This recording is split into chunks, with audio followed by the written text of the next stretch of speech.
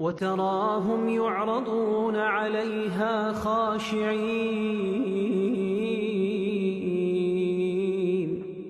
من الذل ينظرون من طرف خفي.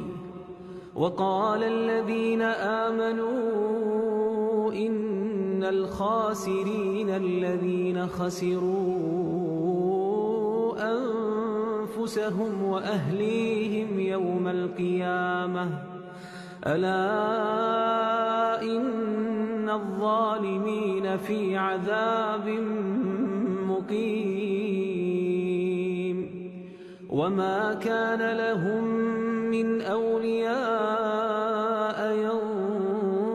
ينصرونهم من دون الله ومن يضلل الله فما له من سبيل.